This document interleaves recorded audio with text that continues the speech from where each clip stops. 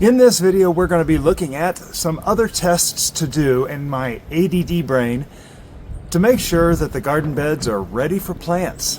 And there's some very simple things that can be done. I'll admit, I have a hard time with a lot of the scientific stuff, and keeping records and all that just doesn't really keep my interest in things about the garden. But there are a couple things that I've learned along the way that I think are pretty important, and we'll talk about that as soon as we get started. Hi, I'm Bowtie Dave.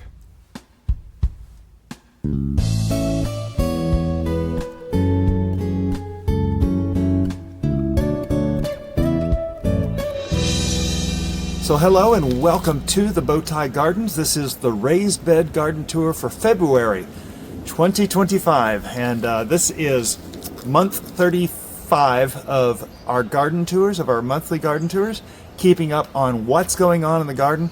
This is really my own way to journal the progress, the things that are happening in the garden, and you're so invited to follow along. I like to try to remind myself of things that I need to remember to do, need to remember to check, need to remember to mix up, just things that I need to do, because I go back and watch these videos frequently because my brain just doesn't retain these things very well at all. And so that's my ADD-addled brain is what we'll call it. And yes, I was diagnosed ADHD positive many years ago. I've been successfully gardening for 5 years now. Mrs. Bowtie and I have always enjoyed following the weather, and this kind of follows right along with it. The whole gardening thing and what we're going to talk about today, right on topic, is going to be with the weather. And speaking of the weather, of course, we are getting warmed up out here. We're heading into almost steady 70-degree temperatures. We are surrounded by the Gulf of Mexico on one side and the Choctawhatchee Bay on the other side. So we are in a little weather bubble because those water temperatures right now are hovering around 64 degrees Fahrenheit. It kind of pulls those higher temperatures down a little bit and the lower temperatures up a little bit as the wind crosses the water and gets to us. And so our weather it's truly a bubble. In fact, it's really interesting.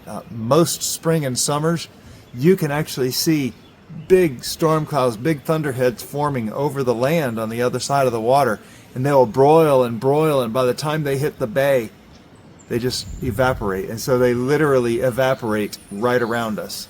Now, we do get rain, mind you, we do get the rain, but some of those storms that they get over yonder, just 10 miles in those two directions, we don't always get. So weather is a very fascinating thing for me. I do like to study it. I like to get the feel of the weather.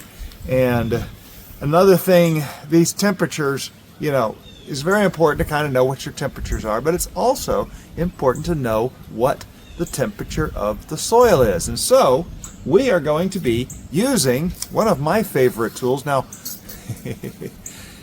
I like analog, folks. Some of you don't know, I used to be a programmer. In fact, I think I was a pretty gifted programmer. I could write a lot of working programming code very fast, a lot faster than most people can. But I had a little situation a number of years ago that really altered my brain chemistry, and I don't get technology very well. Just looking at a computer, I can put a drill bit through a hard drive to make sure no one else gets any of the information, but talking about setting things up and stuff, I'm just not that good anymore. So I have a tendency toward going to analog equipment. And yes, this is an analog soil thermometer. It's I think it's 16 inches long, and you can get this on Amazon and any home store. You can get these things all over the place. They come longer, they come shorter. I use this for my compost bin. You can get a compost thermometer that's like 3 feet long if you want to. I don't have a need for that, so I haven't gotten one of those. Really what I want to know is the soil temperature for the top root zone of the soil in where I'm going to be planting things. And I really appreciate Gardener Scott for teaching me about this, because once I really started paying attention to it, I started noticing that there is a lot of benefit to checking your soil. And another benefit of checking, another thing you can check the soil for, and it's one of my favorite things, is something that you saw in a short here. Is this little thermometer that I have. I'm sorry, not thermometer. The other thing was a thermometer. This is a moisture meter, and this moisture meter will tell you how much moisture is in the soil. Now, it doesn't tell you percentages. It just has a scale from like 1 to 10. That's it. It's not high tech. Now I say it's analog. It's not digital, and it is because it's just sensing through the stainless steel and the aluminum rods here how much moisture is in the soil.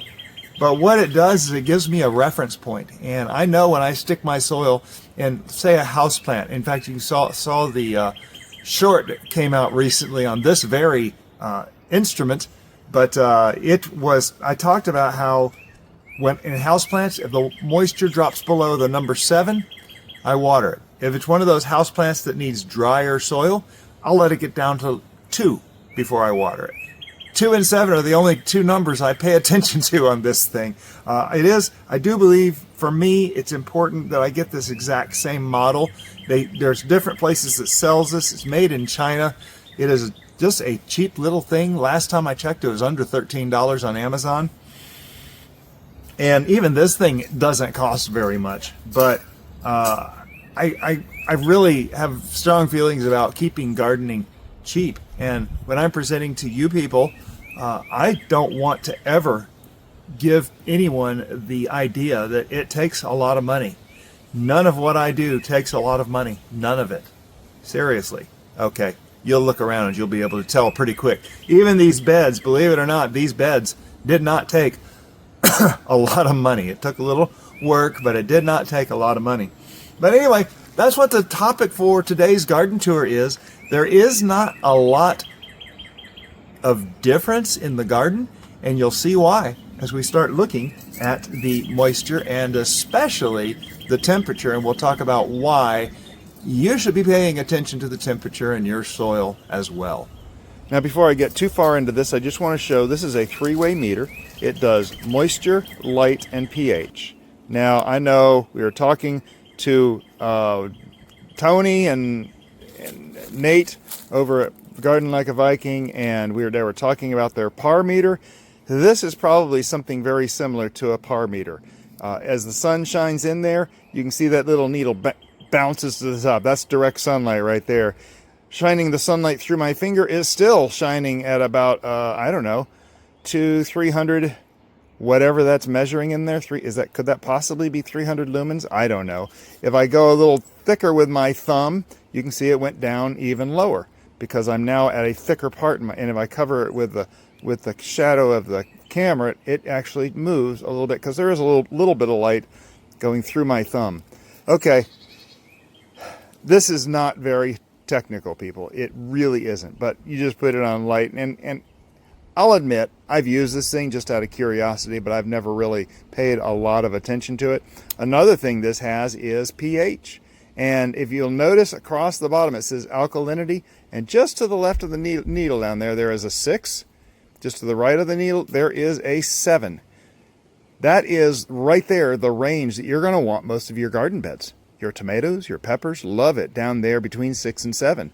That's the normal thing. In fact, let's go ahead and do our first test here and look in the soil. Look at the soil. Big Will Dog, you'd be proud of me. I'm looking in the soil. But if I go in here, in fact, let me kind of get a better angle here because the movement is ever so slight. But watch as I stick this in here. You can see that needle moves down a bit. Now it kind of jumped a little bit further, but it bounced right back to just a little over 6. If I pull it out, it's just a little closer to 7, which is where it should be. So my soil is really good in these beds, is really good for most of these plants that I'm growing. I've got ginger and turmeric over here. We got all these blueberries. Nope, those are blackberries. Speaking of blueberries, we'll talk about that in just a minute. We'll have strawberries out there. We're going to have tomato. Actually, we're going to have cucumbers here. Right now, it's a tomato sitting here that we need to clean out. Beans, more hot peppers. Down there, oh, I said strawberries in that other bed. It's not going to be strawberries. It's going to be hot peppers. Down there on that arch trellis right there, we're going to have our tomatoes again. Very excited about that. In fact, we can walk down here and we can just stick this thing right into the soil and see, okay, yes, this soil is ready to receive and grow tomatoes. Let me move these tomato cages that are waiting for the right time of year and come down here where we have some good soil. Excuse me, Mr. Owl. And I'm going to stick this thing in. And you can see that needle move down a little bit. And now it's resting just a tiny bit above 6. That's exactly where we want it, people. That's exactly where we want it for these plants. These tomato plants are going to be happy, happy, happy. Right? Right? Now I know we're kind of skipping through these tomatoes. Yeah, you know what? I do want to show you my Brussels sprouts, my second year Brussels sprouts. We saw these last month and they are growing a nice little head in there. We are going to cut those out and try cooking something with this. I don't know, maybe we'll do a sauerkraut type thing with them. We'll have to see what happens with that. Anyway, it's so far gone. It could be pulled out. Most everybody would have pulled this out long before now. Sometimes I'm as fascinated to see how these plants develop after their useful life. And I think that's just fascinating. But if we go over here, and that's the bed number 3 over there, and we look over, and yes, I know I'm not supposed to be leaving the raised garden beds, but we're going to talk about this little tool right here because we're looking at pH right now. And this is the best example I have. Blueberries love acidic soil.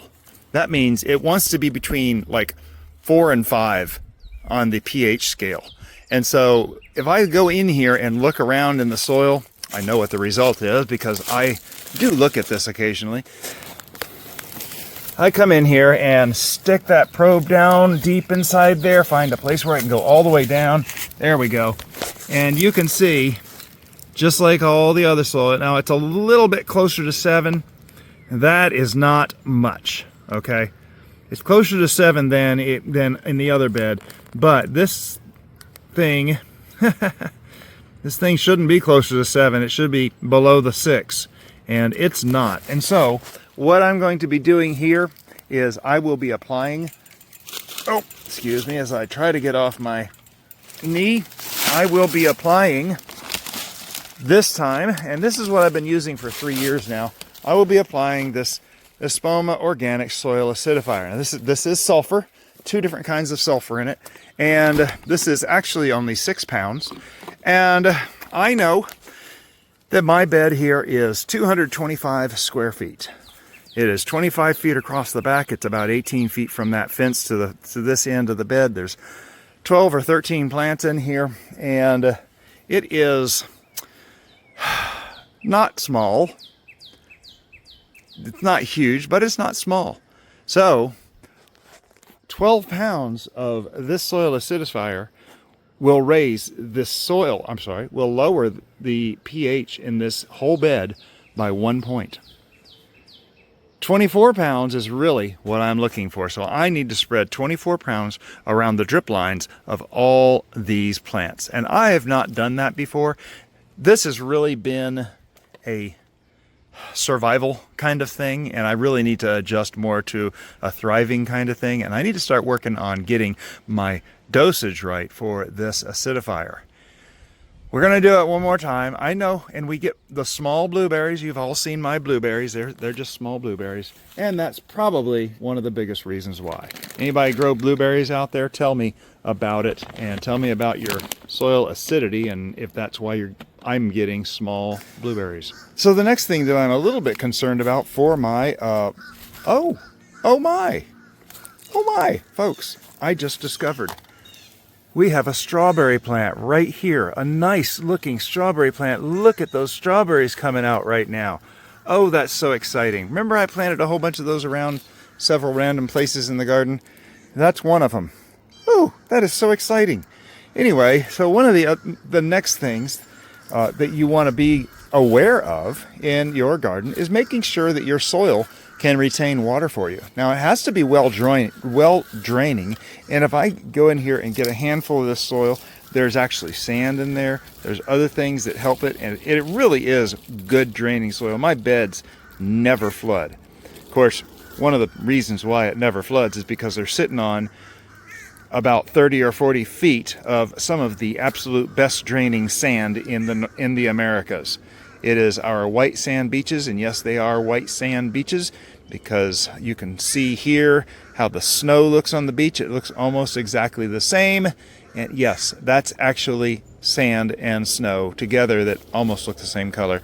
But so we're looking through here, and I'm pulling out some of these unwanted plants as I go because it's what I do. Now we are getting ready to, after this video, we're getting ready to start killing a lot of these weeds wholesale. And you'll notice, you see the huge sheets of cardboard over there with no printing on them? They're double wall cardboard from Lowe's. Their shipping department gets them. My friend who is in the shipping department saves them for me. They're like 8-foot by 7-foot sheets of plain corrugated. They're awesome. So if you have a Lowe's near you, make friends with the people in the shipping department. See if you can get it. Tell them what you want to do with it. Tell them you're growing a garden in an organic way, because we will be actually putting it over these weeds to kill the weeds and get these beds ready.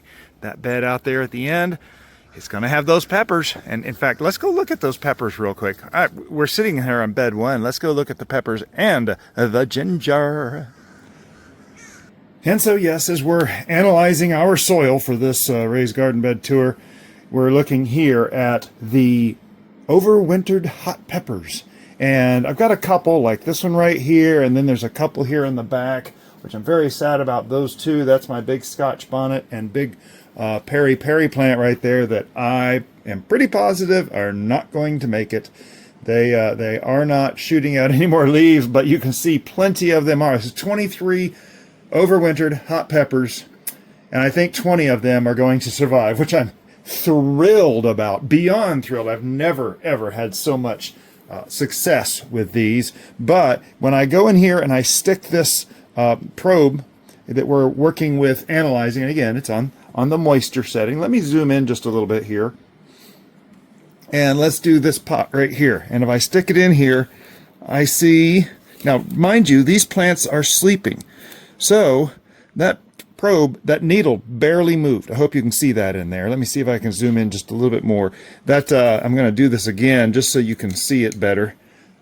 And zooming in, there we go. So I stick this in here, and you can see that needle just barely moved. Now, that's okay. Probably a little bit not okay on the not okay side, but these plants are trying to sleep. So as we're trying to make them sleep, we are keeping the water levels low. We're just giving them enough water to survive, not to thrive. And so basically all I'm doing here, and this is probably the 4th time I've watered these in, has it been 6 weeks? I don't think it's been 6 weeks. Maybe, oh yeah, I think it has. But I'm just going in here and just adding just a cup of water. Probably even a half cup of water. Now, all these plants are actually sitting on the antique table that I grew up with, and I know all the parents out there are freaking out right now because I'm watering plants on top of this antique table that's older than I am, and it's the one that when I was a 5-year-old kid, we grew up doing our homework on. In fact, somewhere on here, and I've never been able to find it, there is an imprint of my brother's name from writing his name on homework. Very funny. But, so I'm just giving these enough water, and that right there, that's one of the ones that is not going to make it, I'm pretty sure. But giving them just enough water to survive. Just a drink, folks. And those roots are just going to stay a little moist. And I'm coming close. In fact, next month for the Raised Garden Bed Tour, we are probably going to be planting these out. So be sure to subscribe and stay tuned for March's Raised Garden Bed Tour. And look at this thing right here. I mean, this thing is shooting out leaves. it is just ready to go. This one here is shooting out leaves too. Right up here at the top is the biggest leaves on the table. But these sleeping plants are just aching to start to wake up. You know, it's that time in the morning. You're still a little slumbery, and but you know, you can tell your body is just about to wake up. That's how these guys are right here. So 2 months. We've had some warm days out here, and let's see if I can get around the other side of the camera without kicking it, because we got a few more over on the. Oh!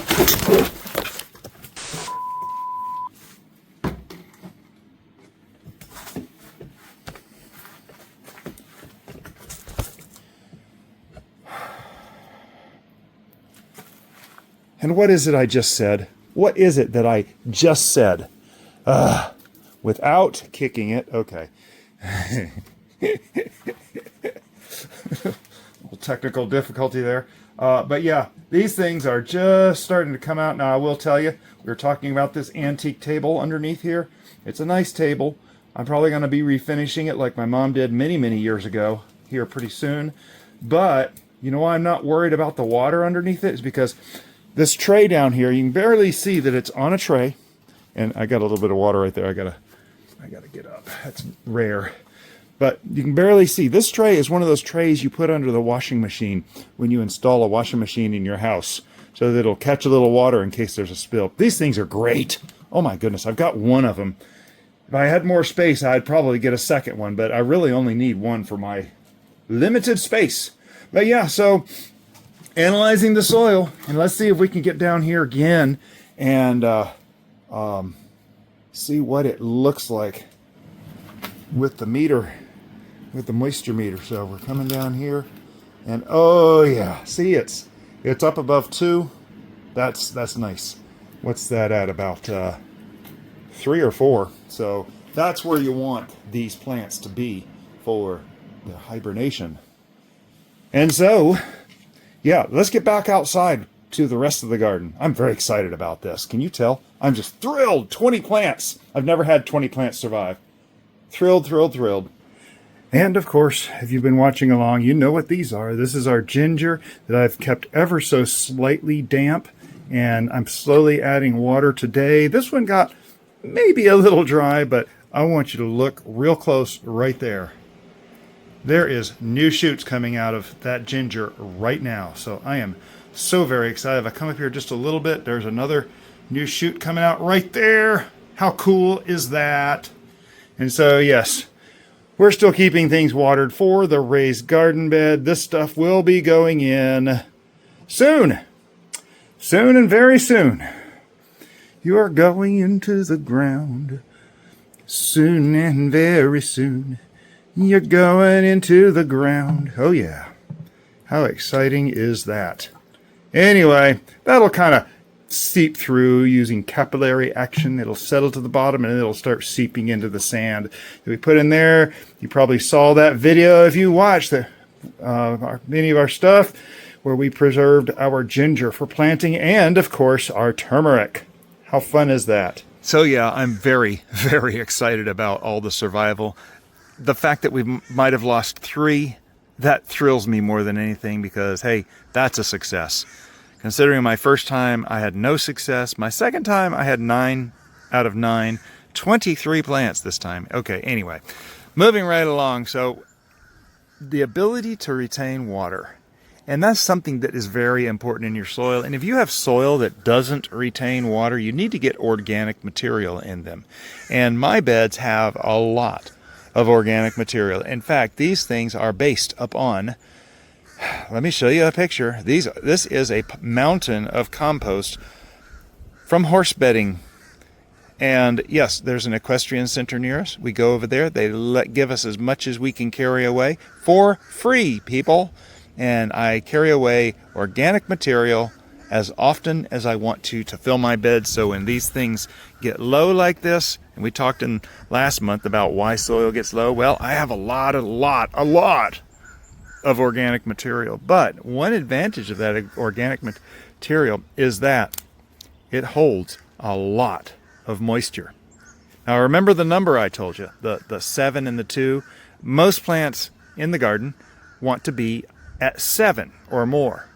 And I try to strive for that. Well, this garden got rain 48 hours ago. Got 3/4 of an inch of rain. Now we also have irrigation in here, but that's been turned off for a few days because the cold we had, I didn't want anything to freeze. It wouldn't have, it just got down to like 30 degrees Fahrenheit. What's that? -1 Celsius. But anyway, so it's a good thing to know, just informationally, that your soil can hold water for your plants. Now, if you look at the weeds, you say, oh yes, it's holding water all right. It's growing everything, including those strawberries. So I'm not too much in doubt, but I do want to know for sure. I'd love to be able to tell Tony O'Neill, yes, my soil retains water. So if I go in here and stick it in, look at what happens here. Do you see that needle? It went all the way up above 7, and now it's kind of settling down to 6. This has not been watered for just about 2 days, people. It's actually a little under 2 days. But this hadn't had any water input for 2 days, which is very exciting. I can go to different parts in here, and it's actually better. That place has kind of bare soil. Let's go over here to where there's a lot of, oh, here it is. Let's go over here to where there's a lot of weeds protecting the soil and keeping evaporation down. And if I go in here, look at there. Same thing. Isn't that wonderful? So I know for a fact that my soil is retaining moisture. And pH is right. The moisture is right. I'm excited. We're looking, oh my goodness, this garden is ready to go. Isn't it? Isn't it? So what else is there? Let's put seeds in the ground. And that's what we do. We don't finish. And this is coming down to the most important thing, and that is the temperature of the soil. And that's where this thing comes in. And right now, it's been sitting out in the sun. It is about 70 degrees out here. It's been sitting out in the sun getting warmed up. If I put this in the shade, it would not quite read that hard. Now, this thing is not accurate, folks. This is not going to tell you within 1/4 degree what the temperature of the soil is. But I wanted to show you the final test that I do on my soil. Now, this is going to be my 3rd year, thanks to Gardener Scott, because he taught me the importance of it. In fact, you'll see how the temperature's dropped, and it's not in the sun as much. So, yeah, let's look at the temperature. Now, before I do this, what should the temperature be before I start planting things? You tell me in the comments below before I tell you, what should my temperature be? Oh, looky here. Squirrel. There's a piece of an eggshell. I've been adding eggshells to this soil for many, many years. There are thousands of eggshells in here. So anyway, what should this temperature be when we measure it? And so I'm going to push this all the way down to kind of get an idea. And you'll notice it starts dropping immediately. So tell me, is that warm enough for tomatoes? How about peppers? You know me, hot peppers. Oh, in fact, there's one right there.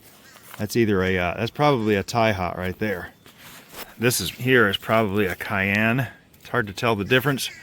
I see all kinds of peppers sitting around here because this is where the peppers were last year. I'm looking for a peppadew, but I don't see one. That's a little surprising. But look at what the temperature's getting down to, people. It's getting down to 60 degrees. Our nights have been down to freezing about 5 days ago. It's warming up. This temperature is going to be coming up, though.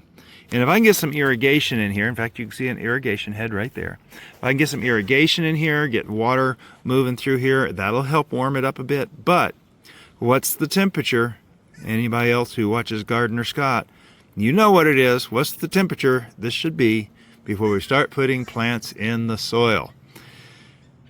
And I'll give you a hint. Hot peppers are generally just a little bit warmer than tomatoes. Tomatoes can survive pretty normal temperatures, but I've been going on 70 degrees as the important temperature.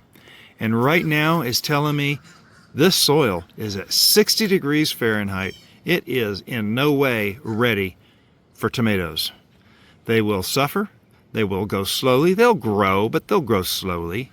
And I'm not sure my ADHD-addled brain has the patience to deal with those slow plants. I'm going to be planting beans just right over here. And if I stick my bean seeds in here, they're going to have a hard time germinating, and they might not germinate because if it stays moist, like we already just found out this soil is, if it stays moist, those seeds could even rot. And you don't want to plant brand new seeds and just to have them rot, do you? No one does. So here's bed number 2.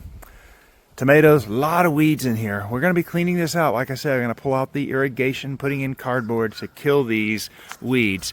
But as you can see, we're still a little ways away from seeing anything growing in here. Now, that soil temperature, that is one of the indicators for plants to start growing things, for leaves to change. Like in the fall, so much cold changes the leaves on a tree. And each species of tree is a little different. The requirements for those leaf change colors is a little different.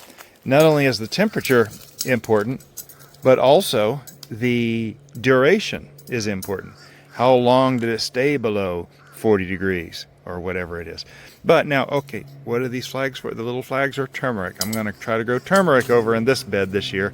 I'm a little excited, but I'm going to go in here and I'm going to just take a temperature right between all this turmeric. Now, turmeric is a subtropical plant, people. It likes that soil warmer. I'll bet you if I dug up one of these turmeric plants, it's not going to have done anything. And you can see here, as expected, it's going to be close to 60 degrees again. So this is where patience comes in the garden, and just take it easy, people. Don't put those plants out there too early. Figure out when the optimal time is. The moisture, the heat, the sunlight, all those things matter.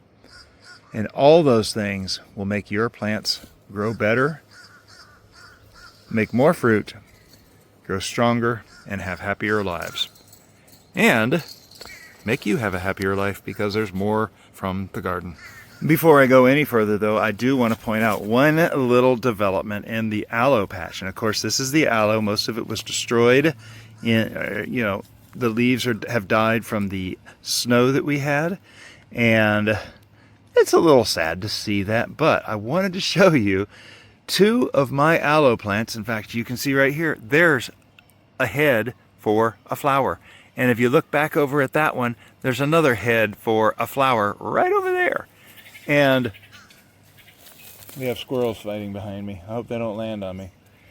One almost came and got me just before I started the camera. Anyway, so we are going to have flowers on our aloe again this year. It's been a few years since we've had any flowers on these, so it's beautiful. I love these things when they flower. And I've got to do a better job of taking care of my aloe. So really, that's mostly what I'm going to cover, what I wanted to cover in this garden tour. See how the soil is still very low over here? And that's okay. We're going to fix that, people. Not a problem. Not a problem. Go watch last month's raised garden bed tour to see why. Do you know what these bricks are from? Tell me in the comments below if you have a good guess before I tell you at the end here. Anyway, that's really what I wanted to share. And let me tell you something. For those of you who are just learning this stuff, know that I've been doing this for 5 years. That's nothing compared to some of these people. And don't be afraid to go out and get the information and learn how to do these things. It takes time. It's one of the reasons why a lot of these regular content creators beg people to at least grow something so they can learn a little bit about how to grow a garden. So that one day when they really have to, or maybe they just really want to, they'll be a little bit more knowledgeable about what it takes to grow a garden and what to expect from growing a garden. So anyway, it's okay, and it's okay. It's okay to not know right now, especially if you're brand new. And I like to think that my videos talk more to people that are brand spanking new, and it does my heart so much good to think that maybe I can inspire one gardener, just one gardener, to get out and plant a single tomato plant or pepper plant or something that they just want to eat.